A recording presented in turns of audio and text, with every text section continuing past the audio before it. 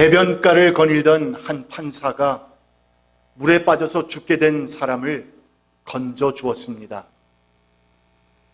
그런데 이 사람이 몇 년 후에 큰 죄를 범하고는 바로 그 판사 앞에 서게 되었는데, 그때 이 사람은 판사를 알아보고는 그때에 살려준 것 같이 다시 한번 살려달라고 아주 간청합니다.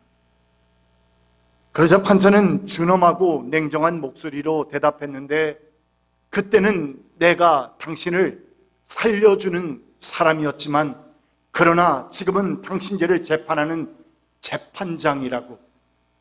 그러므로 나는 재판장으로서 당신에게 바로 이같이 중벌을 언도할 수밖에 없노라고 대답했다는 이야기입니다.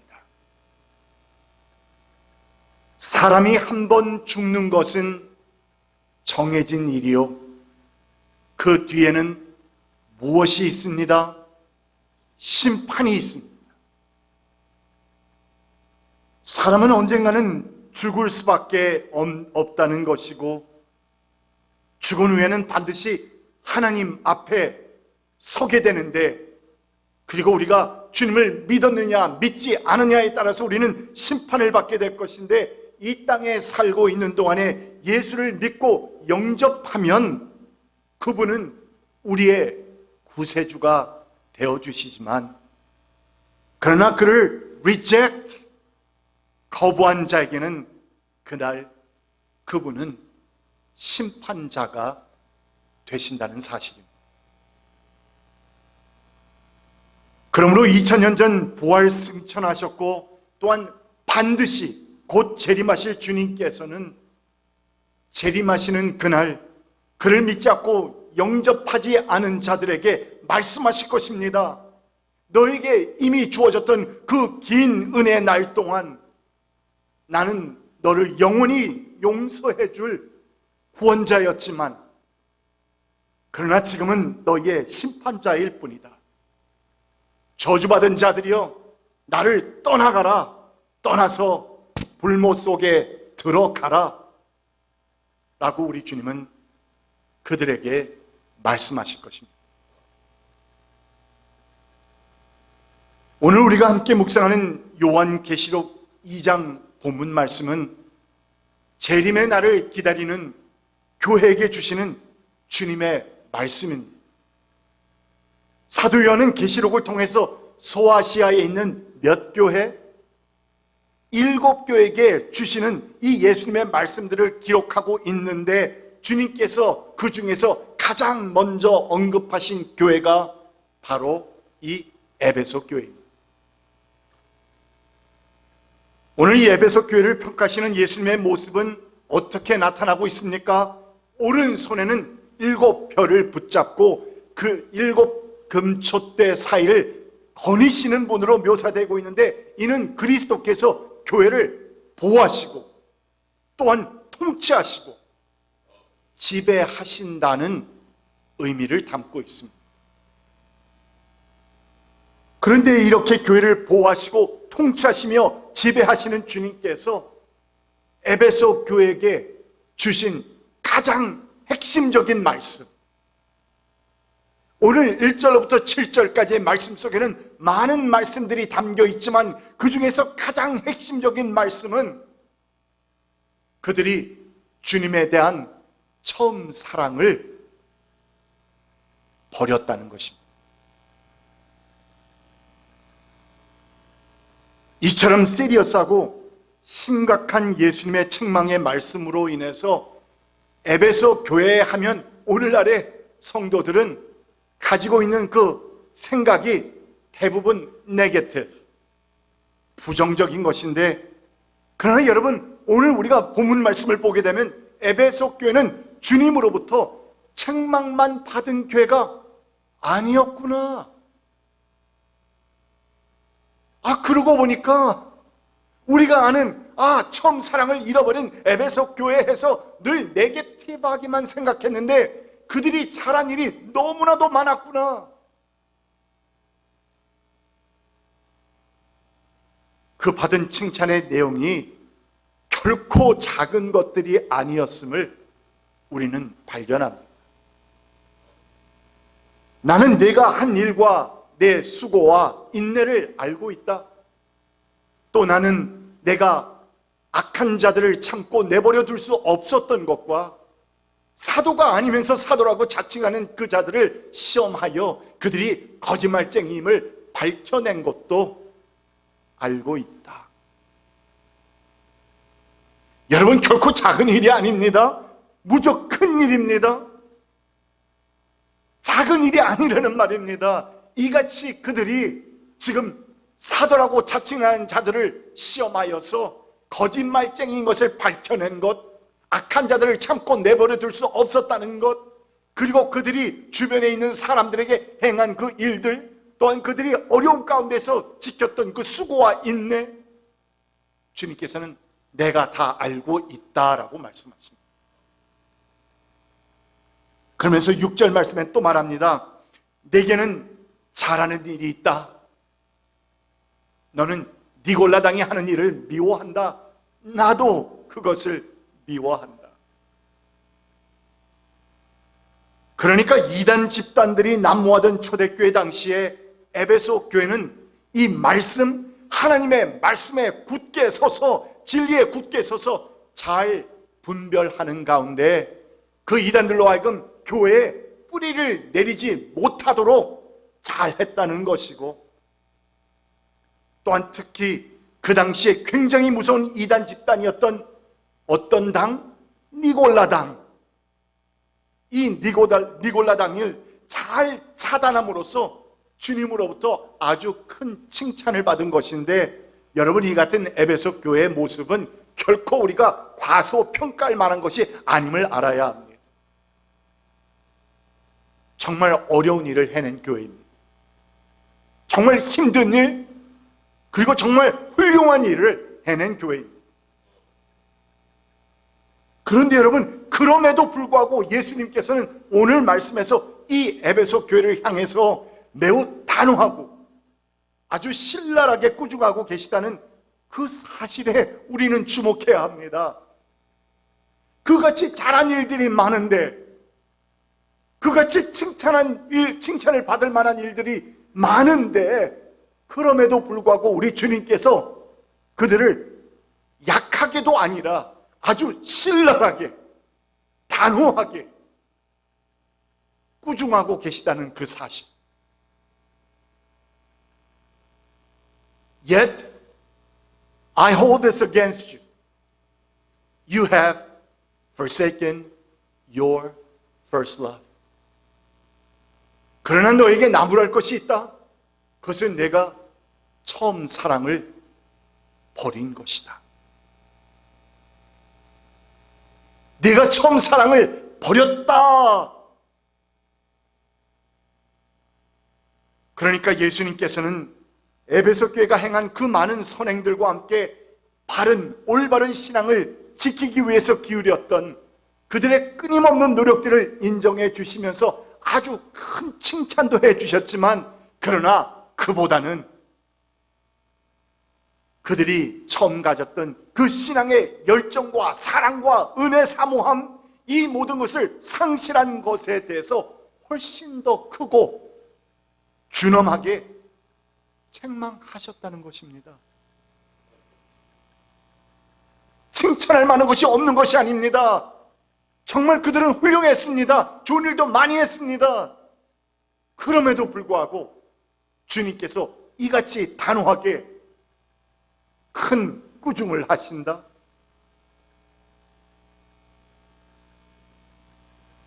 한국에 잘 알려지지 않은 한 작은 교파가 있는데, 이 교파는 일제시대의 신사참배를 결사적으로 반대하고 막았던 그런 아름다운 신앙의 정신을 이어받은 극보수파 교단입니다.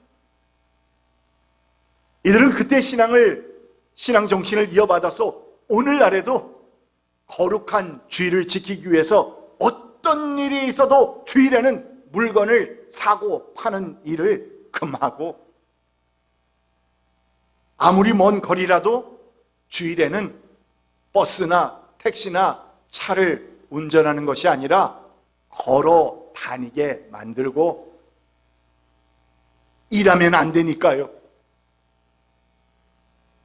그리고 주일에는 전기 대신에 촛불을 켜야 하는 것이 아닌가 하는 이슈까지도 제기하면서 아주 심한 논쟁까지 벌였던 교회입니다.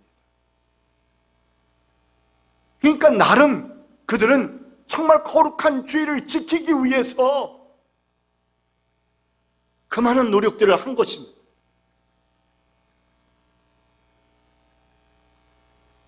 그런데 오늘날 이 교파의 교세는 정말 보잘것없이 작아졌다는 것인데, 한 조사서에 의하면은 노예 수가 4개, 교회 수가 천국에 113개, 그리고 교직자는 110명, 그리고 총 교인 수가 2만 3천 명 남짓.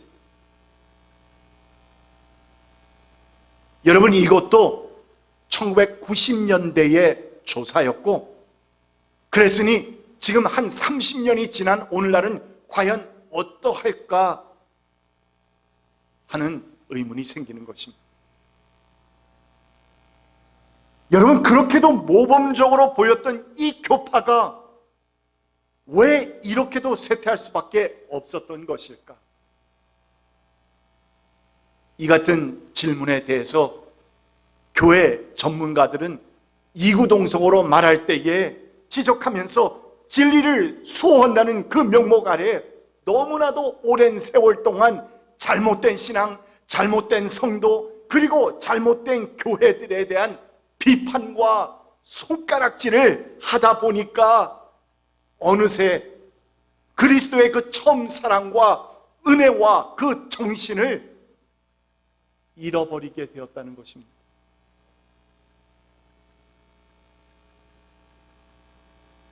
이것이 옳은 것입니다. 그것은 안 됩니다. 그것은 잘못된 것입니다. 이것도 잘못된 것이고 저것도 잘못된 것입니다 하면서 지적하고 손가락질 하다 보니 그들의 마음속에 처음 주님과 가졌던 처음 사랑의 은혜, 사랑, 용서, 베품, 이 같은 모든 것들이, 그리스도의 정신이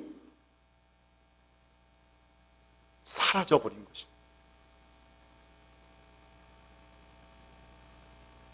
여러분, 무슨 말입니까?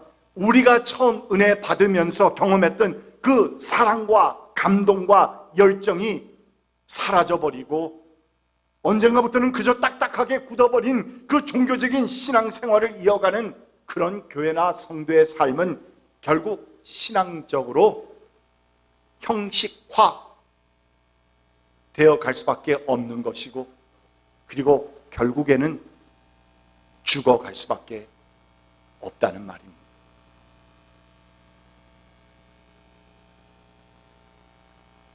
그렇다고 여러분 오해하지 맙시다. 에베소 교회 그렇게 나쁜 교회였습니까? 오해하지 말라는 말입니다. 에베소 교회는 적어도 겉으로 보기에는 누가 보아도 가장 모범적인 교회 중에 하나로 보였다는 그 사실을 잊지 말라는 것입니다. 그 도시에 세워진 아데미 여신전으로 인해서 로마 제국 중에 가장 세속적인 도시 중에 하나였음에도 불구하고 그들은 정말 말씀을 붙잡고 인내하는 가운데서 누구보다도 이단, 잘못된 종교, 잘못된 사람들, 잘못된 가르침, 이런 것들을 잘 가려내고 차단하는 상당한 영적 분별력이 있었던 교회였다는 그 사실.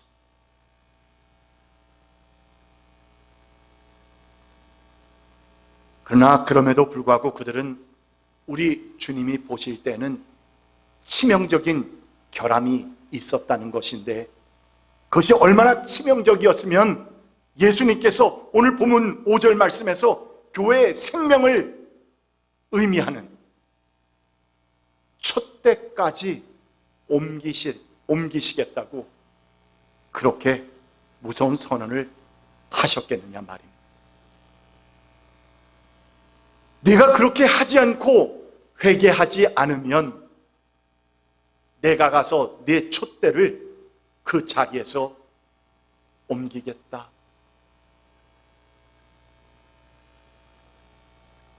여러분이 이 무서운 선언을 들을 수밖에 없었던 그들의 치명적인 문제는 무엇이었습니까? 바로 그것 아닙니까? You have forsaken your first love. You have forgotten your first love. 그것은 내가 처음 사랑을 버렸기 때문이다. 버렸기 때문이다.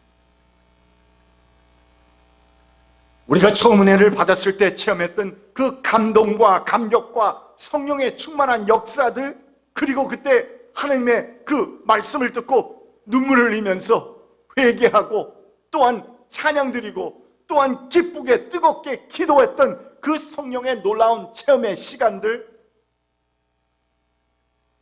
기억하시죠?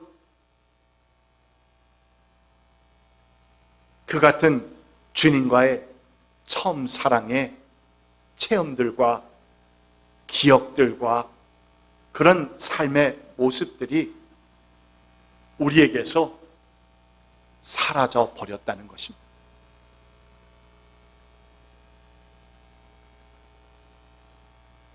그러나 여러분, 이것을 또한 역설적으로 본다면 이 말은 에베소 교회에도 처음에는 그 같은 감동과 열정과 체험들이 분명 있었다는 말 아닙니까? 없었다는 것이 아닙니다. 있었습니다. 초대교회들에게 닥쳐왔던 그 엄청난 환난과 핍박이 그들에게 닥쳐왔을 때에 에베소 교회 성도들은 정말 결사적으로 주님의 말씀을 붙잡고 인내하면서 모이기만 하면 서로 힘내자고 하면서 기도하고 찬송하고 말씀을 들었던 그런 사람들이기에, 그래서 예수님께서는 오늘 말씀을 보니까 그들을 칭찬하시면서 그들의 아름다운 믿음을 인정하셨던 것입니다. 3절입니다. 너는 참고 내 이름을 위하여 고난을 견디어냈으며 그런 가운데서도 못한 적이 없다? 낙심한 적이 없다. 낙심한 적이 없다.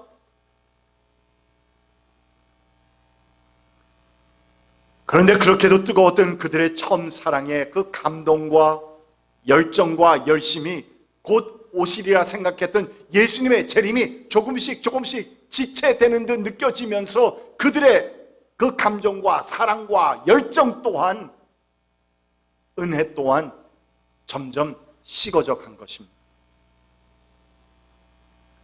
여러분, 이 같은 에베소 교회의 경험은 오늘날 여러분과 저의 신앙생활의 경험과도 크게 다르지 않습니다. 우리의 삶을 한번 돌아보십시오. 그렇지 않습니까? 우리 또한 그 뜨거운 시간이 있었습니다. 또한 몇 년 후에 아니면 몇 달 후에 있었던 또 다른 체험도 있습니다. 그러나 내가 마지막으로 주님과 그렇게 뜨겁게 사랑을 나누며 또한 그 영적 체험을 했던 때가 언제였느냐 말입니다. 아니면 어쩌면 오늘날 우리의 신앙생활은 이때까지 내가 해왔던 것처럼 이제는 나에게는 무척 익숙해진 이 교회 생활, 믿음 생활, 신앙 생활, 내가 여기에 와서 무엇을 해야 하고 무엇을 할 줄 알며 또한 무엇이 일어날지도 다 알기에 이제는 그저 익숙해 버려진 교회 생활.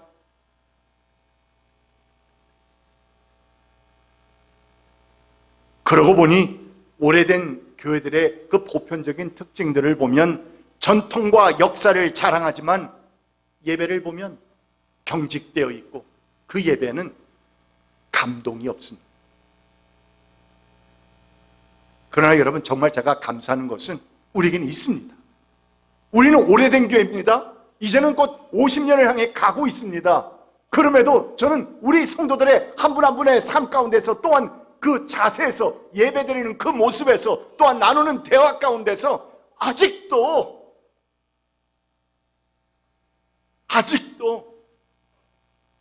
그 신앙을, 그 처음 사랑을 갈급해하고 계시구나. 목사님, 오늘 예배가 참 은혜스러웠습니다. 찬양이 너무 좋았습니다. 말씀이 너무 좋았습니다. 은혜스러웠습니다. 하는 이 같은 말씀은 저 자신에게도 목회자에게도 힘을 주기도 하지만, 그러나 그것은 우리 하나님께 영광 아닙니까?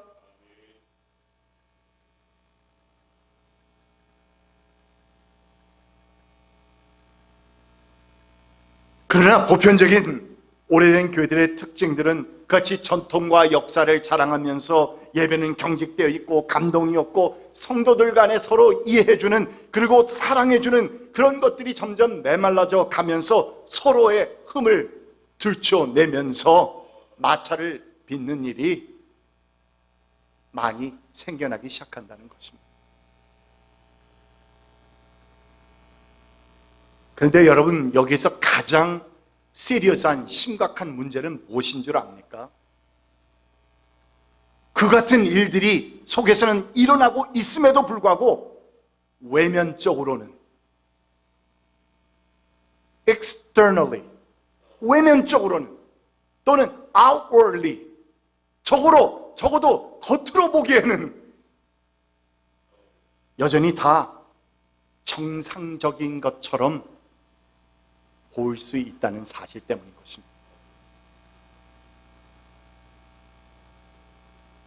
몇 해 전 친구 목사님이 LA 근교에 있는 정말 안정된 교회에, 그 지역도 안정된 지역, 그 지역에 교회 부임을 했는데 교회 건물은 이미 다 폐업가 돼 있었고, 또한 이민 생활이 어느 정도 안정이 된 그런 성도들의 수가 한 200명쯤 되다 보니까, 여러분, 외면적으로 볼 때는 사실 별 부러울 것이 하나도 없는 그런 교회였습니다.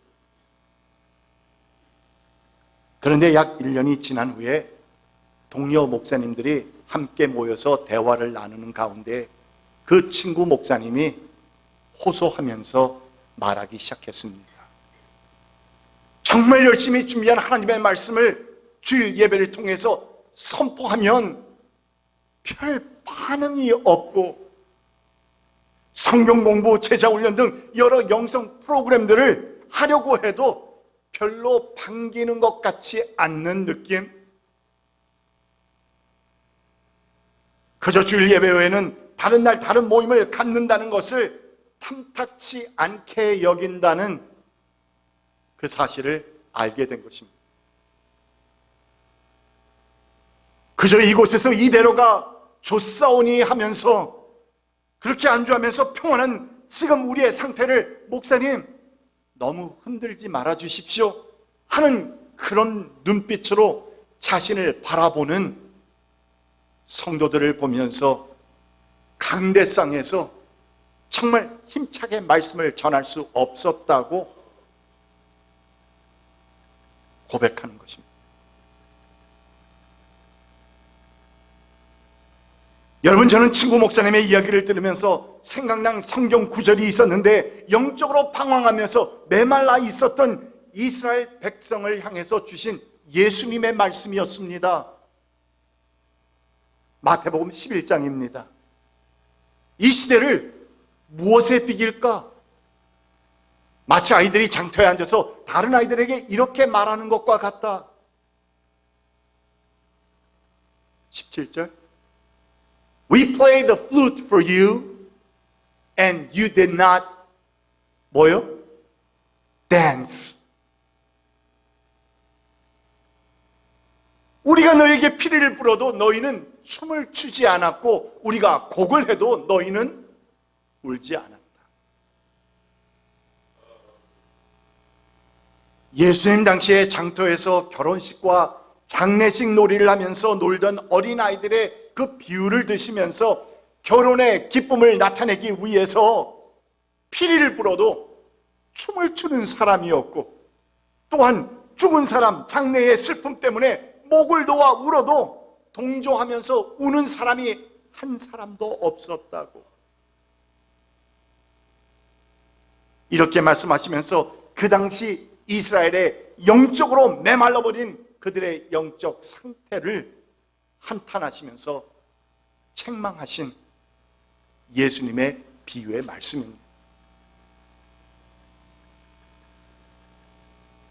그런데 여러분, 혹 오늘날 우리와 우리의 자녀손들이 살아가고 있는 이 시대,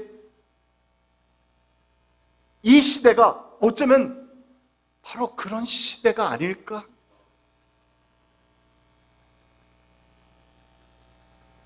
말씀을 준비하고 강단에서 말씀을 외쳐도 은혜 받는 사람이 없고, 찬양을 잘 준비해서 찬양을 올려도 함께 기쁨과 감사하는 마음으로 찬양 드리는 사람이 없다면 과연 그 시대는 예수님께서 말씀하신 그 시대나 별 다름이 없는 것 아닙니까? 그저 어떻게 하면 내가 좀 더 잘 먹고 좀 더 잘 입고 좀 더 잘 살 수 있을까 하면서 미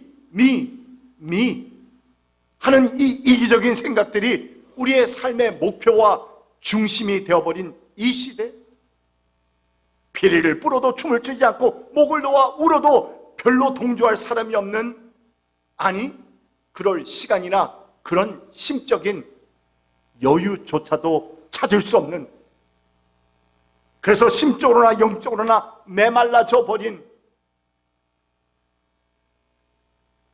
어쩌면 우리는 그 같은 시대 속에서 살아가고 있는지도 모른다는 말입니다. 그래서 어떤 이는 이 시대를 가리켜서 그렇게 표현했습니다. 우리는 지금 네 가지의 무의 시대를 살아가고 있다.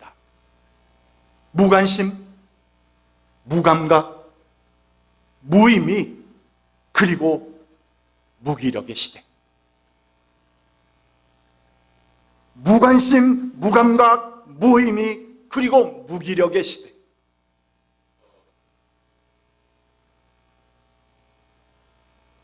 그런데 여러분, 심각한 문제는 바로 이 같은 네 가지의 무가 교회 안에까지 침투하고 있다는 것인데, 오늘 말씀에 에베소 교회가 그랬습니다. 에베소 교회는 처음에는 이단 집단들을 분별하고 차단하고 또한 그들과 싸우기 위해서 오랜 세월 동안 그저 곧고 딱딱하고 확고부동한 마음과 자세로 늘 지내다 보니 은혜와 사랑 가운데 우리를 구원해 주신 예수님께로부터 처음 체험했던 사랑과 감동과 열정과 서로 용납과 그냥 서로 좋은 것, 서로 사귀며 교제하는 것, 이 모든 모습들을, 은혜 받은 성도의 아름다운 모습들을 점차 잃어가게 된 것인데, 안타까운 것은 바로 이 같은 현상이 오늘날 많은 기독교인들에게도, 많은 교회에게도 나타나고 있다는 점.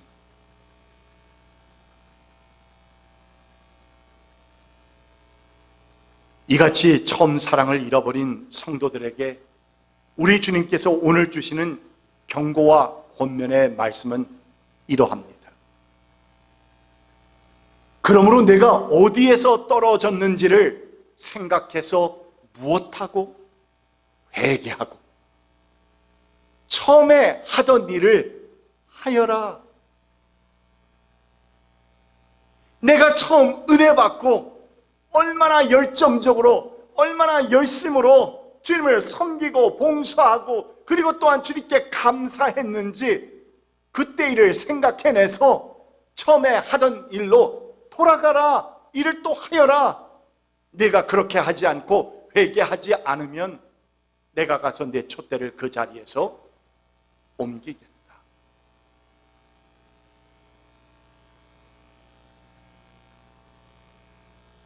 그러시면서 곧 이어서 주시는 의미심장한 주님의 말씀은 우리의 귀를 기울이게 합니다.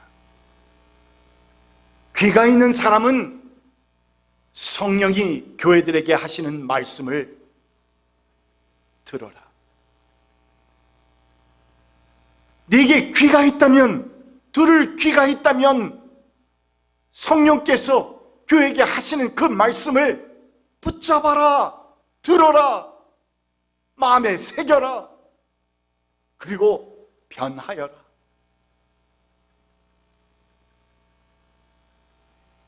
여러분, 이 말씀은 예수님께서 7교회를 향해 주신 메시지 끝부분마다 반복되고 또 반복되는 어구인데, 그런데 흥미로운 것은 동일한 장소에서 동일한 시간에 똑같은 말씀을 들어도 사람들이 보이는 반응은 똑같다? 아니다.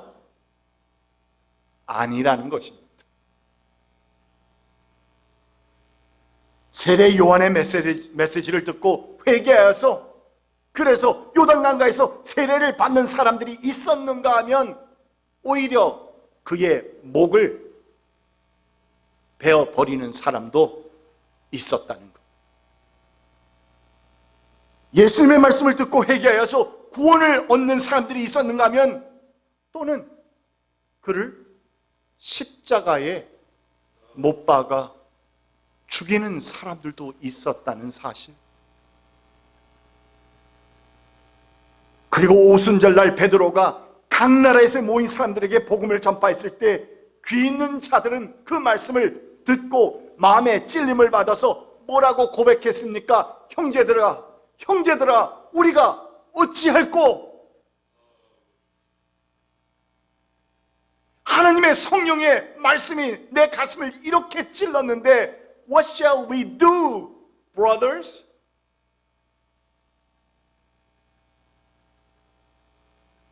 이러면서 회개와 구원으로 이어진 3천여 명이 있었는가 하면, 그 똑같은 장소에서 똑같은 말씀을 들었으면서도 저 사람들 새 술에 취했나 보네 하면서 조롱하고 비아냥거린 사람들도 있었다는 것입니다. 우리의 이 귀는 다 가지고 있지만 다 똑같은 귀가 아니라는 말입니다. 그렇다면 여러분, 나의 귀는 어떠한 귀입니까?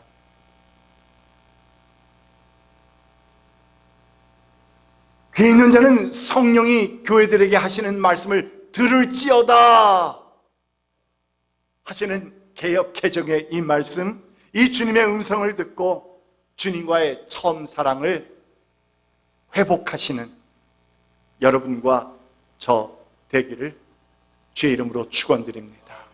기도합시다. 존귀하신 우리 주 하나님, 오늘 선포된 말씀을 인하여서 감사드립니다. 우리는 오래된 교회입니다. 우리는 오랜 세월을 살았습니다. 또한 우리는 그 오랜 세월 동안 신앙생활 해왔습니다. 그렇기 때문에 우리는 혹 잘못하면 오늘 에베소 교회가 주님으로부터 들었던 그 책망을 받을 수 있는 가능성이 큽니다. 오 주님, 우리의 마음을 새롭게 하여 주셔서 오늘 선포해 주신 그 말씀을 귀로 듣고 회개하여서 우리의 처음 사랑을 회복하도록 인도하여 주시옵소서. 귀한 은혜를 감사드리며 예수님의 이름으로 간절히 기도드립니다. 아멘.